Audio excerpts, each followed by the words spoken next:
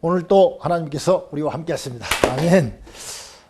노력해도 열매가 없는 사람이 있고 느긋하게 일하고 설렁설렁 하는 것 같은데도 모든 일이 잘 되는 사람이 있습니다. 그럴 때 우리 마음속에는 세상 참 불공평하다. 하나님도 어떻게 이렇게 불공평하실까? 머리카락까지 세신다는 분이 어떻게 이렇게 차별 대우를 하실까 하는 그런 섭섭함이 있습니다.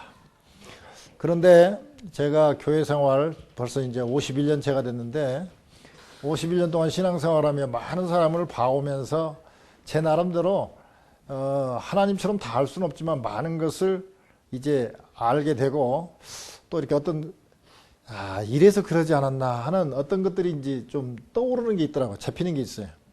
즉 길게 보고 넓게 보면 이런 불공평한 것들이 어느 정도 그래도 이렇게 이해가 좀 100%는 아니지만 우리 인간이니까 100%는 아니지만 그래도 많은 부분은 이해가 되더라고요. 즉 우리가 이렇게 설계 도면처럼 평면도가 아니라 그 새가 하늘에서 내려다보는 조감도처럼 이렇게 내려다보는 그런 관점으로 보면 즉 우리는 불가능하지만 그래도 노력을 할 때 즉 하나님의 관점으로 보려고 노력할 때 하나님이시라면 어떻게 하셨을까 이렇게 봤을 때 그런 것들이 좀 불공평하다는 것들이 그래서 그러지 않았나 이런 생각이 좀 들어요. 오늘 본문은 많은 분들이 지금 이 본문을 가지고 아브라함의 결단에 대해서 얘기를 많이 합니다. 그러나 1절에서 3절까지는 아브라함이 결단한 게 하나도 없어요. 오직 하나님께서 아브라함에게 말씀하신 것 뿐이에요. 그러니까 하나님의 생각을 아브라함에게 얘기한 거예요. 즉 아브라함에게 큰 그림을 보여주신 내용이에요. 그러니까 오늘 같은 내용을 좀 보면 하나님이 큰 그림을 어떻게 그리고 있고 그 그림에 맞으면 우리가 좀 마치 순풍의 돛담배처럼 우리의 삶이 좀 이렇게 순조롭고 반대로 산사태가 나고 있는데 거기서 내가 힘이 있다고 버텨봐야 산사태에 밀려서 죽는다는 거죠. 즉 우리의 인생이 노력을 해도 산사태 속에서는 우리가 그냥 묻혀서 허무하게 죽어버린단 말이죠. 또 우리가 힘이 없고 보잘것없지만 순풍의 돛담배가 되면 그냥 자기 능력은 없는데도 바람에 의해서 쫙 잘 달려갈 수 있단 말이죠. 그래서 우리가 불공평한 세상 같지만 그래도 하나님의 큰 그림을 이해하게 되면 이렇게 되면 조금 인생이 좀 평탄하고 쉽게 되겠구나 하는 것을 어느 정도 알 수가 있어요.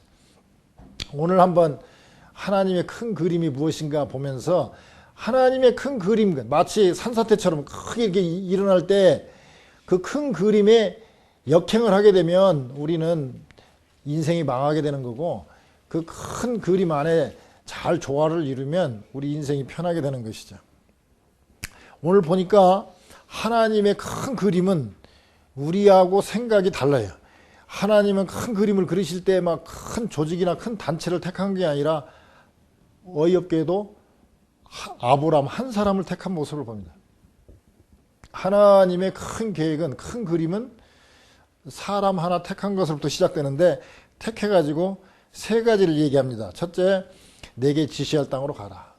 땅을 지시합니다. 가야 될 곳을 지시합니다. 목표를 제시하고요. 그 다음에 너는 복의 근원이 될지라. 원어상으로 보면 근원이란 말은 좀 말이 안 돼요. 왜냐하면 복의 근원은 하나님이신데 원어에는 너는 복이 될지라, 복덩이가 될지라 이런 뜻입니다. 하여튼 복을 줍니다. 그 한 사람을 택해서 지시할 땅으로 보내면서 복을 주고 그 사람이 복이 이제 넘쳐날 때 복의 통로로서 그 사람을 통해서 모든 민족이 다 복을 받게 하는 것이 하나님의 큰 그림이에요. 요걸 좀 더 깊이 살펴보면 하나님은 이렇게 일을 하시니까 하나님의 뜻이 이러니까 이런 식으로 가면 우리 인생이 평탄하고 행복하게 살 수 있겠구나 하는 것을 우리가 알 수 있습니다. 우리 한번 처음부터 다시 한번 살펴보죠. 첫째 1절에 보니까 여호와께서 아브라함에게 이르시되 너는 너의 본토 친척 아비집을 떠나 내가 내게 지시할 땅으로 가라. 제일 첫 번째 하나님께서 아브라함에게 얘기했지 아브라함이 하나님께 내가 어디로 가면 좋겠습니까 하고 물어본 게 아니에요. 즉 하나님이 주도권을 갖고 있어요. 그리고 하나님이 여러 사람을 택한 게 아니라 한 사람을 택했어요. 모세를 택해서 일하고요. 여호와를 택해서 가나안 땅 차지하게 했고, 한 사람입니다. 한 사람. 기도원을 통해서 뭐 이렇게 사사를 통해서 독립시키고 다 한 사람이에요. 왜 한 사람을 했을까? 제가 생각해 보니까 한 사람은 미약하기 때문에 많은 세상 사람들이 생각할 때는 어떻게 생각하냐면, 아, 한 사람 갖고는 도저히 못하는데 이 사람이 한 걸 보니까 하나님이 하셨구나. 그래서 하나님을 인정할 수밖에 없기 때문에 하나님께서 여러 방법이 있지만 꼭 한 사람을 택해서 일을 해요. 그래야 아, 누가 봐도 이게 사람의 능력으로 힘으로 한 게 아니고 하나님이 하셨구나 하는 걸 알기 때문에 하나님께서는 한 사람을 택해서 한 사람을 가지고 해요. 그리고 단체를 택하면 책임을 전가합니다. 그래서 비겁한 사람들은 꼭 우리 단체가 하고 자기 이름을 안 밝혀요.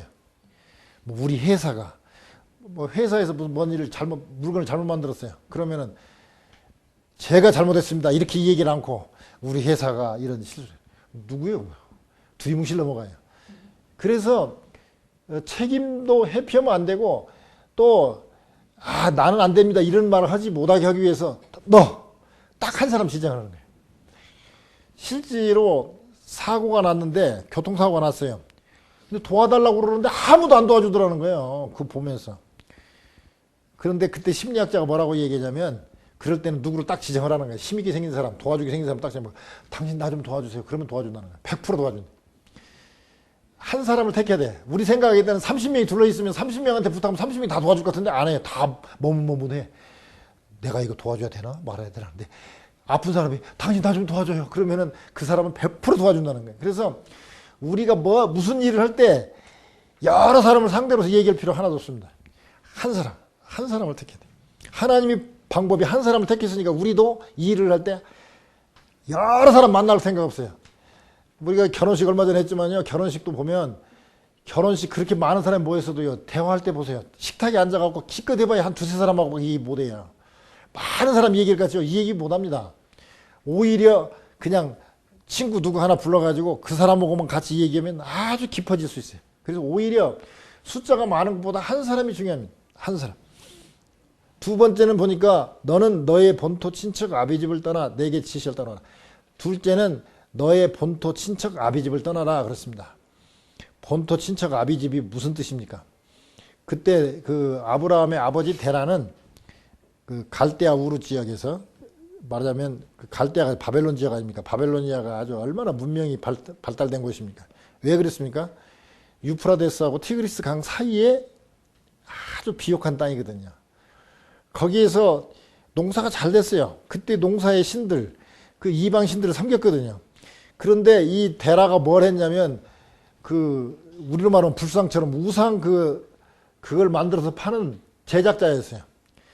그래가지고 아주 돈을 많이 벌었어요. 그러니까 데라가 아주 부자였습니다. 근데 자 아비도 떠나고 본토 친척집을 떠난다는 얘기는 뭔 말입니까? 지금 아브라함은 75살입니다. 가만히 있으면 아버지 재산 다 물려받고요. 아버지 그 사업 다 물려받으면 떵떵거리고 살 수 있어요. 그리고 주변에 많은 거래처도 있고 이제 자리가 다 잡혔어요. 그런데 상속받을 생각도 하지 말고 그런 우상 만들지도 말고 이게 돈 다 버리고 그리고 정든 사람들 많이 있는데 다 버리고 그냥 가라 그러는데 실은 나중에 가나안 땅에 올 때까지 어디로라는 얘기가 없습니다. 그랬더니 가나안 땅에 오니까 여기다 하고 그때서 얘기합니다. 하나님이. 그러니까 갈 곳도 알지도 못하고 그냥 떠나라고 그러니까 떠났어요. 그런데 본토 친척 아비 집을 떠나라는 얘기는 뭐냐면 저도 마찬가지입니다. 저도 덴버에서 12년 이제 10개월째인가요? 12년 10개월째 목회를 하니까요. 여기 목사님들 잘 알죠? 성도님들도 이제 많이 압니다. 그 다음에 여기서 뭐 어쨌든 집도 있고요. 또 여기서 이제 운전면허도 따고 그랬으니까 에콰도르에서 운전하는 거라든지 에콰도르에 가서 적응하는 것보다는 여기가 훨씬 쉽습니다. 영어를 잘 못해도 그래도 뭐 눈치로 그럭저럭 때울 수 있는데 이제 또 스페니시 다시 해야 됩니다. 본토 친척 아비집을 떠난다는 것은 현재 있는 환경, 우상 숭배할 수 있는 그런 환경, 하나님 뜻대로 살기가 어려운 그 환경을 떠나라. 그리고 네가 돈 벌어먹고 살기 좋은 그런 거 다 포기하고 하나님 방법대로 살아라. 이런데 이제 아브라함이 택함 받은 거죠. 이 떠나는 게 쉽지가 않습니다. 김익두 목사님이라는 분이 있죠. 깡패 출신인데, 부흥회 가서 뭔 얘기를 하면은, 뭘 좀 보여달라고 그러는데, 뭐 기적을 보여달라든지, 뭐 하나님의 어떤 무엇을 좀 능력을 좀 보여달라고 막 그런대요. 그럴 때마다 김익두 목사님이 그러네요. 딸 봐라, 뭐 볼 거 뭐 어디냐. 내 깡패인데 내가 이렇게 변했지 않냐. 그러고 맨날 이 얘기를 했대요. 근데 한 번은 부흥회 강사로 초청을 받고 기차를 타고 가는데, 옆자리 노인이 말이야, 담배를 피면서 막 일부러 불더라는 거예요, 자기한테. 그래서 노인 양반이니까 이거 뭐 말도 못하고, 이제, 도저히 참을 수가 없어가지고, 기차 옆자리로 갔대요. 그리고 기차 옆자리 가가지고, 이제 앉아있었더니, 그 노인이 또 일부러 또 찾아와가지고는 또 다시 막 부는 거예요, 옆에다. 그래서 막 또 옮겼대. 또 옮겼더니 또 그 노인이 찾아와고 또 옆에서 담배 또 불더라고요. 그냥 김익두 목사님 옛날 성깔이 있으니까 그냥 도저히 안 되겠어서 그냥, 왜 그러시냐고 노인장. 그러니까 밀었는데 이 양반이 툭 넘어지면서 담배대가 툭 부러진 거예요. 그러니까, 정색을 하면서 그러더래. 그러면 그렇지. 김익두라고 별 수 있나? 그러더래. 깜짝 놀라고, 당신, 노인장, 저를 아십니까? 그러니까.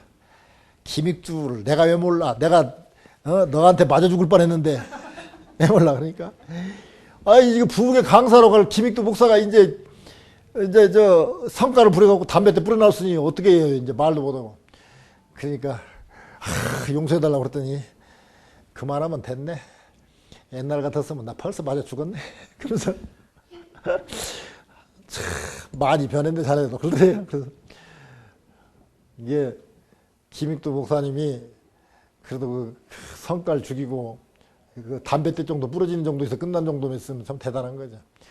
오직하면 오늘 나갈 때 오늘 시장 가고 김익두 안 만나게 해달라고 기도하고 나갔다고 그러잖아요. 얼마나 사람을 괴롭혔으면 그렇대.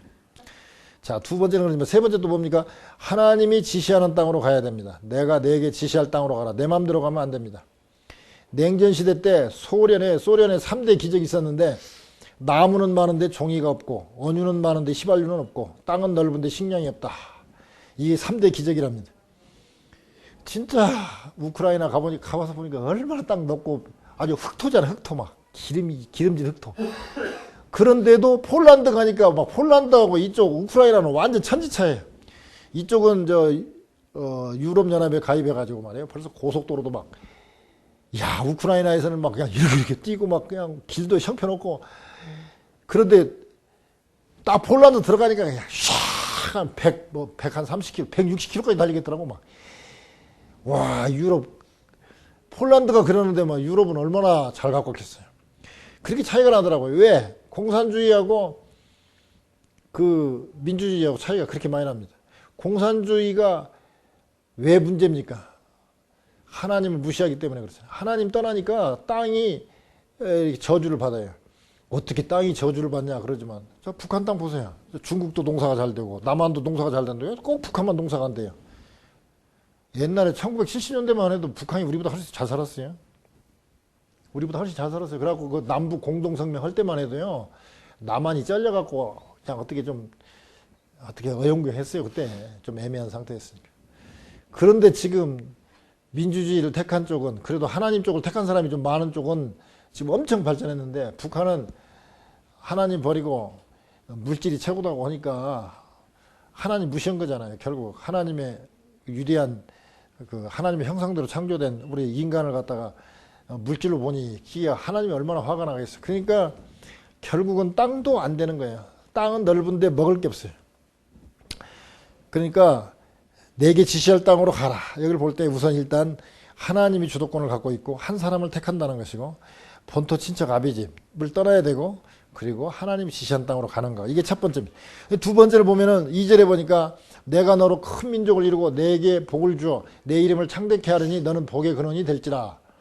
처음에 보니까 복을 주는데 세 가지 복을 얘기합니다. 큰 민족을 이루고, 실제로 후손의 복을 준다고 그랬지만 나중에는 뭐 그래도 이스라엘이 어느 정도 커졌지만 이스라엘이 그렇게 크지 않습니다. 지금 다른 민족에 비해서는. 그런데 또 그 후손의 복도 지금 75살 때 이 말씀을 들었는데, 진짜 친아들 사라를 통해서 난 정실 부인을 통해서 난 하나님이 원하는 대로 난 아들은 100세에 이삭을 얻었잖아요. 그러니까 그 후로도 25년이나 기다렸고 100세에 아들 낳아가지고 따지고 보면 나중에 그들하고 결혼해가지고 또 뭐 몇 사람 더 낳긴 했지만 하나님이 인정하는 아들은 하나밖에 없었어요. 175세까지 살았지만 하나밖에 없어요. 근데 무슨 후손의 복입니까? 당대에는 큰 복도 못 받았어요. 그러나 어쨌든 큰 민족을 이뤄요. 근데 이거를 영적으로 해석하면 이스라엘 민족이 아니에요. 우리는 아브라함이 믿음의 그를 의롭게 여겼다. 그렇게 하나님께서 평가하시잖아요. 즉 전혀 지금 후손이 태어날 가능성도 없고 뭐 그렇게 복받을 가능성이 없는데도 불구하고 하나님이 말씀하시니까 그대로 믿었더니 그거를 의로 옳게 여겼더라. 그렇게 얘기했습니다. 즉 믿음의 조상이 됐어요. 그러니까 지금 수십억의 지금 믿고 죽은 사람까지 하면 수십억이 지금 예수 그리스도를 믿었어요. 즉 아브라함의 후손이 태어난 거예요. 그러니까 예수 믿는 후손들이 바로 큰 민족이 이루어진 거죠. 그 다음에 복을 주는데 어떤 복을 줬냐? 이름을 창대케 하리니. 지금 뭐 믿음 얘기만 나오면 아브라함 얘기 나오고 아브라함 자손 얘기 나오잖아요. 그러니까 아브라함과 이삭과 야곱의 하나님 할 때 언제나 특히 유대인들, 기독교인들 다 아브라함을 거론합니다. 이름이 창대케 됐어요. 그 다음에 세 번째 보니까 너는 복의 근원이 될지라 그랬습니다.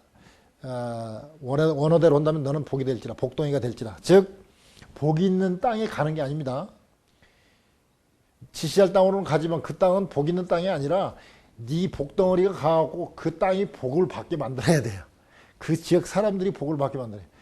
근데 하나님은 참 이상해요. 복을 줄 때 어떤 땅이나 어떤 무슨 산이나 바다에다 복을 주는 게 아니라 사람을 통해서 복을 줘요. 그러니까 땅이 복을 받는데 그 어떻게 복을 받냐? 믿는 사람들이 많아지면 그 땅이 복을 받는 거예요. 그 땅이. 그리고 농사가 잘 돼요. 사업도 잘 돼요. 그러니까 사람을 통해서 역사합니다. 하나님은. 그런데 여기서 보면 이 다음 절에 보면은 너로 인하여 복을 받을 거라 그러는데 아브라함은 지금 죽었지 않습니까? 그래갖고 지금 우리 육안으로는 못 보잖아요. 지금 이제 하나님 품에 있지만 우리가 육안으로는 볼 수 없고 그분이 복의 통로가 될 수가 없습니다. 지금 우리 육안으로는. 즉 복의 근원은 하나님이시고 즉 성자 하나님 예수 그리스도를 통해서 우리가 복을 받는 거죠. 복이 뭡니까? 근데 복. 왜 복의 근원이 예수님입니까?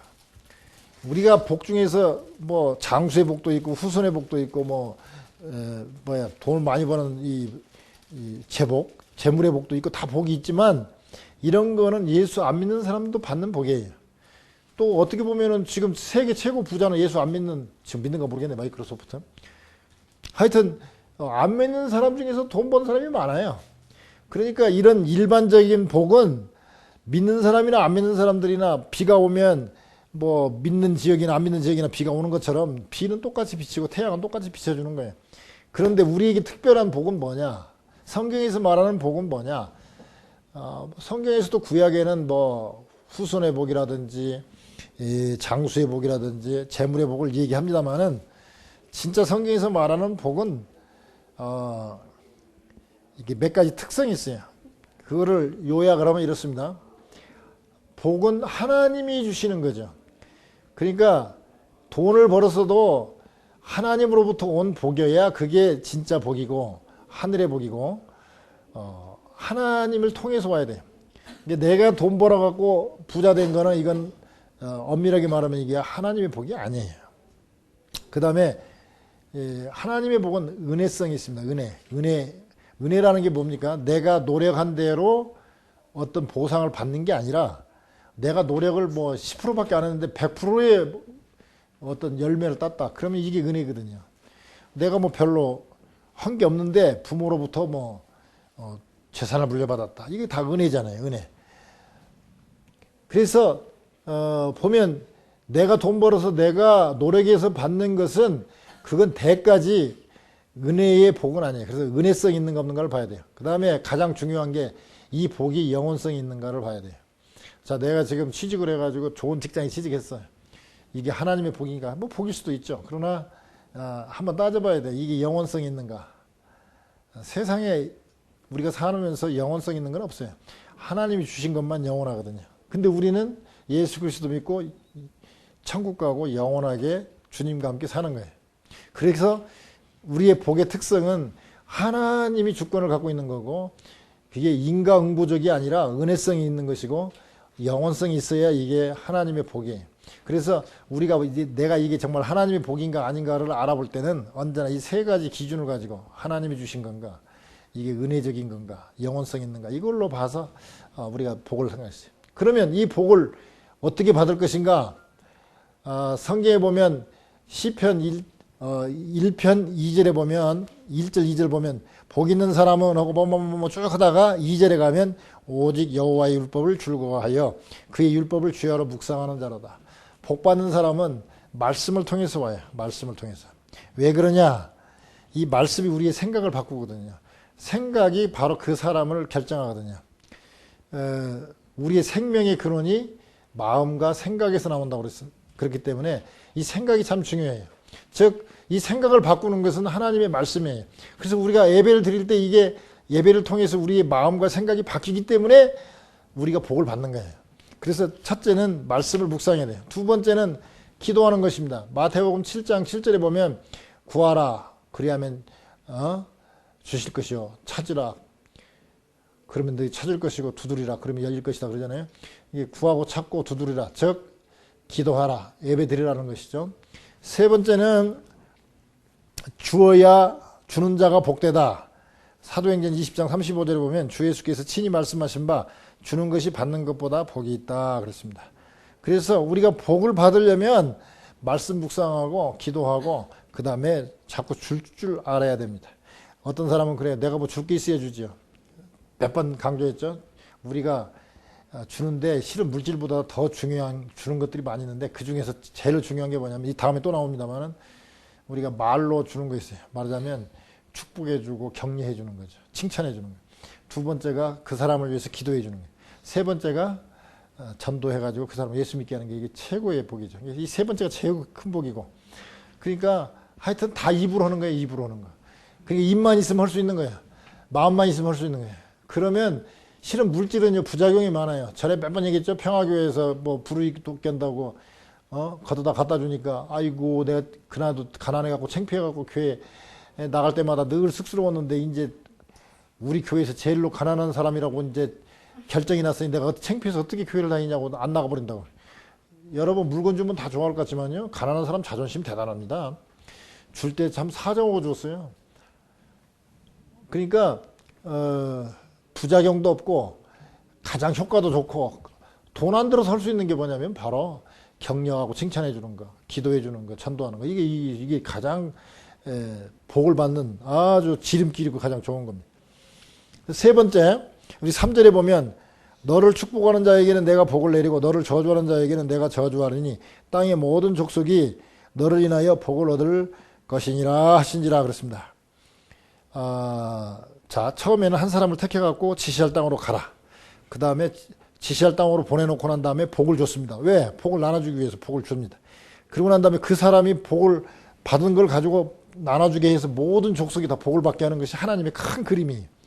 너무 단순하고 하나님의 큰 그림이 너무 우리가 볼 때는 참 우스꽝스럽게 보이지만 이 방법을 써서 하나님은 복을 주셔요. 근데 아무리 볼 때 우습게 보여도 이 방법대로 가야 복을 받습니다.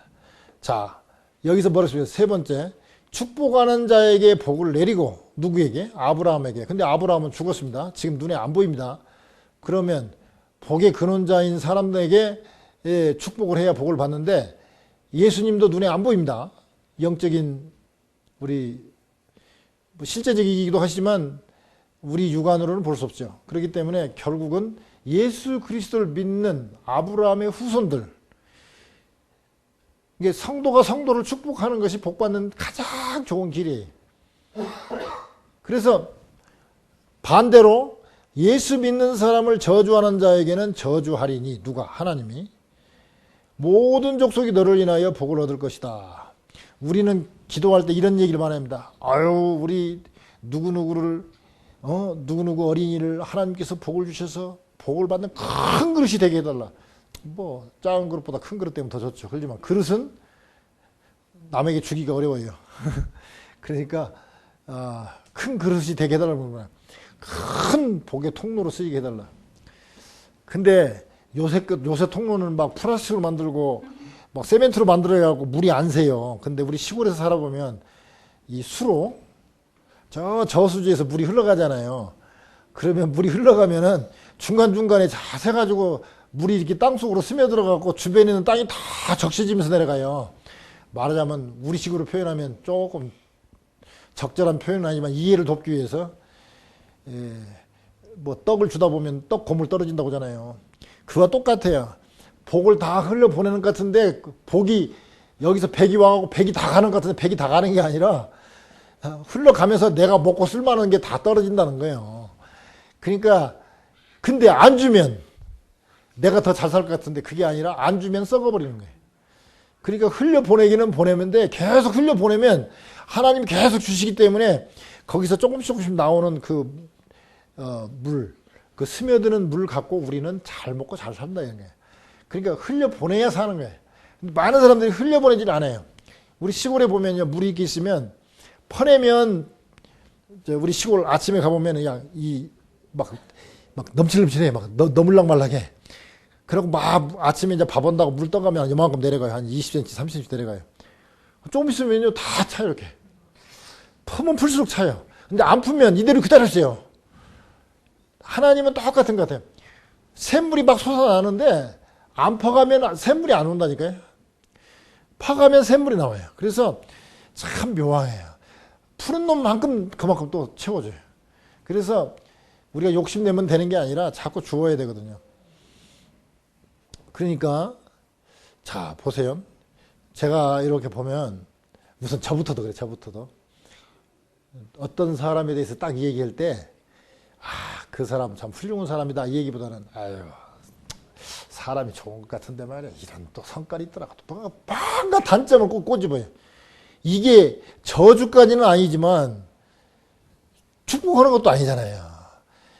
왜 자꾸 단점을 들춰냅니까? 파고 들어가면 내 밑바닥에 나는 그런 단점을 지적할 만큼 나는 훌륭하다. 교만한 거죠. 좀 더 나가면 나는 하나님과 같은 레벨에 있는 거고 하나님과 형님 동생 하는 사이고 당신은 아직 멀었다. 그러니까 내가 당신 단점을 지적하마. 이런 거거든요. 그러니까 당신은 왜 그래? 누구는 왜 그래? 권사가 되어가고 어떻게 그래?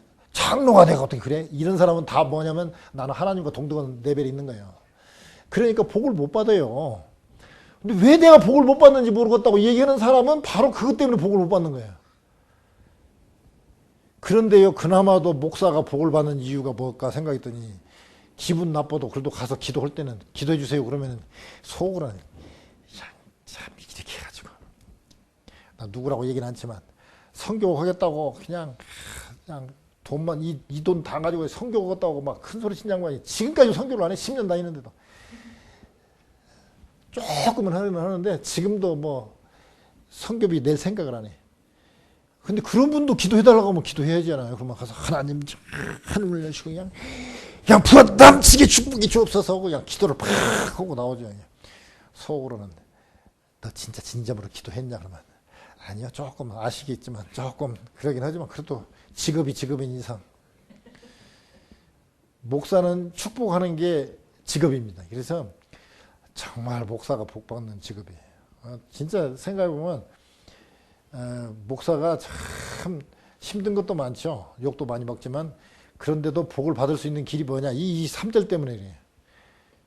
예수 믿는 사람 무조건 또 안 믿어도 그냥 이분을 어떻게 축복해달라고 그냥 일단 기도만 해달라고 하면 일단 축복 기도를 해야 되냐. 막 그것도 막 그냥 넘치도록 막 흔들어 넘치도록 그냥 자손 대대로 그냥 복을 받게 해달라고 그러고 막. 그러니까 목사는 하여튼 직업적으로라도 기도를 하기 때문에 복을 받는 것 같아요. 그래서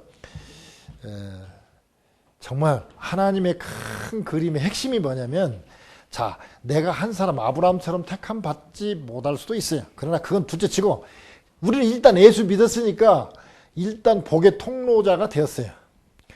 그러니까 복을 막 나눠주기만 하면 복을 받고 또 주변에 예수 믿는 사람만 막 축복하면 하여튼 막 그 사람 잘 되기만 바라게 해달라고, 막 그 사람 잘 되게 해달라고 막 기도만 하면 복을 받는데, 이 단순한 게 안 돼. 왜? 내가 하나님하고 동등하거든. 하나님하고 형님 동생 뻘이니까. 그냥 다른 사람들 다 우습게 보이는 거야. 그래서 이게 복을 못 받아요.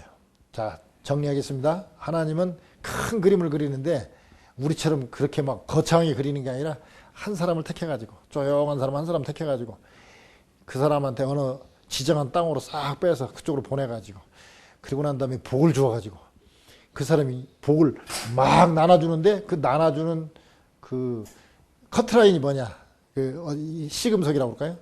이 사람을 복을 줄까 저주를 줄까의 결정이 뭐냐. 이 믿는 사람을, 아브라함의 후손을 갖다가 축복하는 자에게는 축복하고, 축복이 아니라 복을 주고, 하나님은 복을 주는 거지 축복하는 게 아니라, 이 사람이 이 사람을 축복하면 하나님 이 사람에게 복을 주고, 저주를 하면 이 사람에게 저주를 한단 말이죠. 그래서 이 큰 그림만 안다면 우리가 얼마든지 복 받고 살 수 있습니다.